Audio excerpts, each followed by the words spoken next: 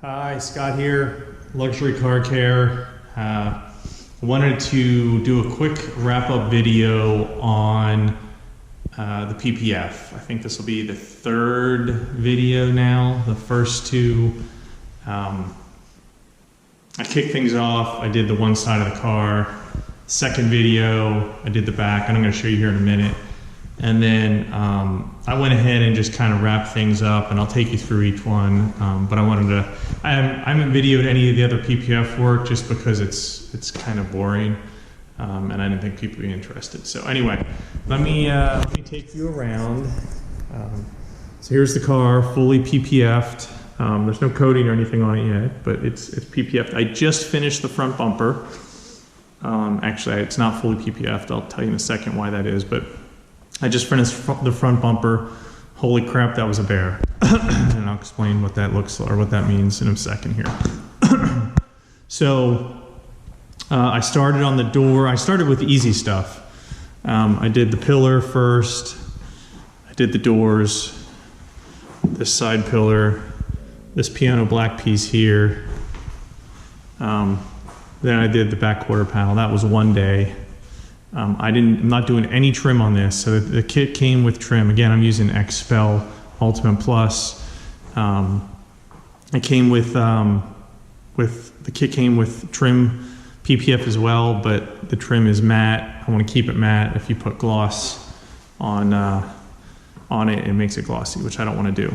So day two, I did the hatch lid. That's in two pieces. So this piece here, and then it connects to a piece here, and there's a seam here which I don't care so much about because there's a spoiler going on, and it should fit right over top of that piece here, and the lower trunk, lower hatch, and then the rear bumper I screwed up. It was bare getting on, and I got dirt in it on the one side, and I just couldn't get the dirt out. It wasn't worth trying. So I scrapped that rear bumper, ordered another piece from Xpel. Should be here in a day or two. So I got to finish the rear bumper. It is very tight, similar to the front bumper. You really got to stretch the heck out of it to get it to meet. I started in the middle. I think what I'm going to do is I'm going to start over here and tack it and stretch. And then, because this side will be much easier to stretch in the middle. So anyway, I got to finish that. And then, what I'll call day three, I did the passenger side. So I did the pillar, the rear quarter, the two doors, the side pillar again, and then the piano black little trim piece at the side view mirror. And then I've also done now the side view mirrors.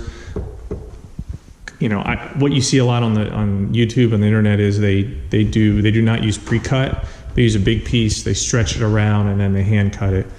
I'm not going to hand cut on this car for the most part, so I'm not doing that. I have a pre-cut piece. I put it on very hard to get flat. You really had to stretch it around to get all the fingers out, but I was able to do it. The way I did it was I got this in line, I tacked it, and I stretched very subtly, a little bit at a time, until I got this corner to line up. And once that corner was lined up, I hit it with some alcohol, a tack solution, and put it down. So now I have this down a little bit, this down. And once you do that, the rest of it just wants to help lay over. So you just got to keep working it and working it and working it until, and then I used a little bit of heat to try to shrink it up around the corners and alcohol, and then it laid. So I did that for both side view mirrors. And then the front quarter. And then in the past day, I did the hood. I did both headlights, both parking lights at the bottom, and then now I just finished the front bumper. So holy crap. I mean, they're right. The way to do this on the internet, there's a couple videos out there about it, but the way to do it is start here, tack this passenger side right where you need it, and then move down here, align the tow hook, which happened pretty easy. That kind of wants to fall into place. Then pull over, move over, align this parking sensor. Not too bad. Got a little stretch in there, but it does that pretty easy. And then you move over and you want to align this parking sensor. That's where I spent a lot of time. I probably spent 3 hours doing the whole front bumper, which includes this bumper, the tow hook cover, and this lower piece, which I don't think is too bad for the first time. So really stretch. You just got to spend time just here, just stretching and pulling this whole piece and just getting it to work out. And eventually you'll get this tow hook or this sensor kind of close, and you just got to hit it with some alcohol and really just tack it down and get it to stay. So then at that point, all this is loose still. And then go up here and work this piece up and get it tacked down. So now you have those places tacked, and then you do the middle. Get that all laid out and flat and get all the bubbles out. And then I worked away. I start over the passenger side. Again, you work away around the sensors, get them lined up. I tack this corner up first, then hit the sensors, and then kind of work everything out. And then same thing on the other side. And then there's the like I said, the tow hook and the lower piece, which are pretty easy. There's some videos out there on the internet that you can find that take you in a lot more detail from professionals. And so I'm going to let you look those up, but it is not for the faint of heart, and it is not easy. Again, that one piece, that one bumper, 3 hours. So it's complete. I'm extremely happy. The car's covered, except for the rear bumper. I'll get that. I think I'm supposed to get that on Thursday. Should take me a couple hours probably to do that piece. I'll knock that out. And then next steps will be wiping the entire thing down with some alcohol, and then I'm going to be putting Gtechniq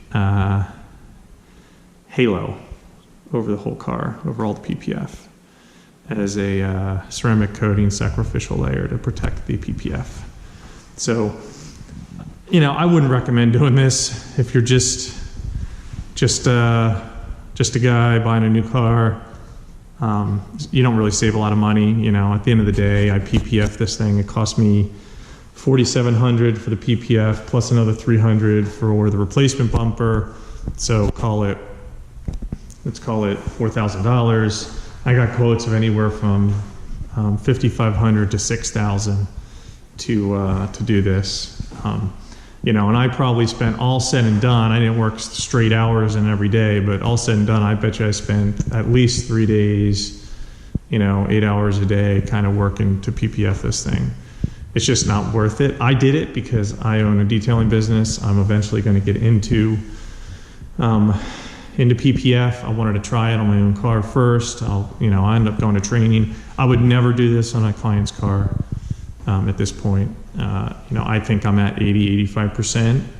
If I paid to have someone do this, if this is how the car came back, I probably would not be happy. There's a few bubbles I'm going to get out. There's ways to get bubbles out, so I'm going to work on that.